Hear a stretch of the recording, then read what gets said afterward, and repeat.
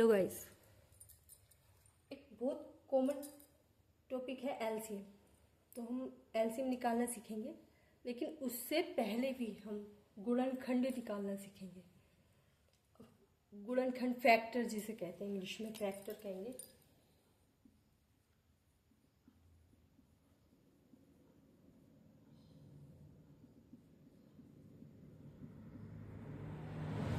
और फैक्टर निकालते कैसे?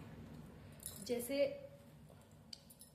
हमने लिख लिया 12, इसके हमें फैक्टर निकालने हैं, तो हमें इसे डिवाइड करना पड़ेगा। पहले सबसे छोटी डिजिट देखते हैं कि किससे ये डिवाइड हो रहा है, 1 को छोड़कर।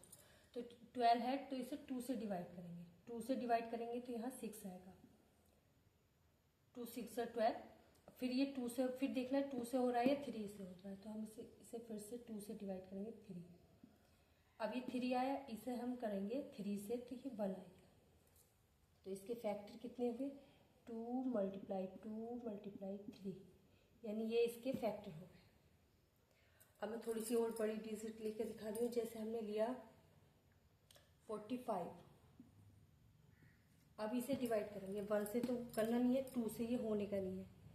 अब हम इसे 3 से देखेंगे कि 3 से होगा या नहीं, तो ये 3 से हो जाएगा। तो यहाँ करेंगे 3 1 जा 3, 1 इधर कैरी जाएगा। 3 5 जा 15 आया। अब इसे 2 से तो ये भी नहीं होगा, तो अब हम इसे फिर से 3 से करेंगे। 3 5 जा 15, अब ये 5 से होगा। 5 1 जा 5, तो इसके फैक्टर हुए 3 × 3 × 5। अब इससे थोड़ी बड़ी डिजिट लेते हैं, जैसे 125।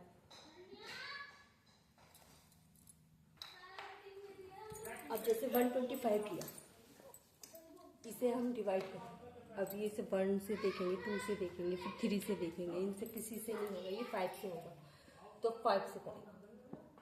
5 2 जा 10, 2 इधर करके 5 5 जा 25। अब 25 है, तो 25 भी सिर्फ 5 से डिवाइड हो सकता है। 5 5 जा, फिर 5 है 1। तो जब तक हमें डिवाइड करना है, जब तक नीचे 1 नहीं आ जाता। तो अब इसमें 1 आएगा, तो इसके फैक्टर हुए 5 5 और 5। ये है हमारी फैक्टर निकालने की विधि। ये अगर हमें एलसीएम सीखना है, तो ये चीज़ें हमें आनी ही आनी चाहिए।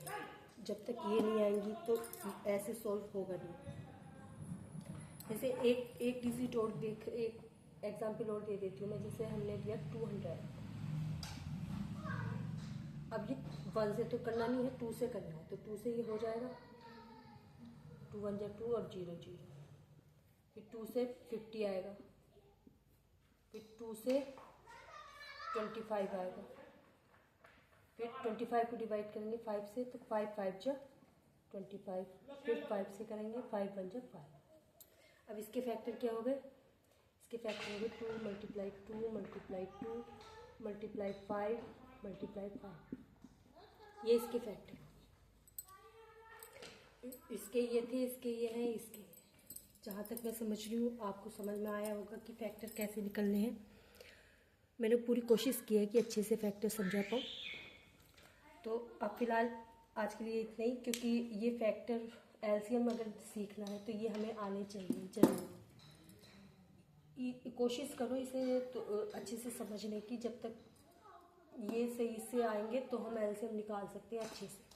और एलसीएम ऐसी चीज़ है कि ये आनी ही आनी चाहिए, क्योंकि हमें भिन्नों का जोड़ घटा ये सब एलसीएम से ही निकल के आता है। चलो, थैंक यू फिर।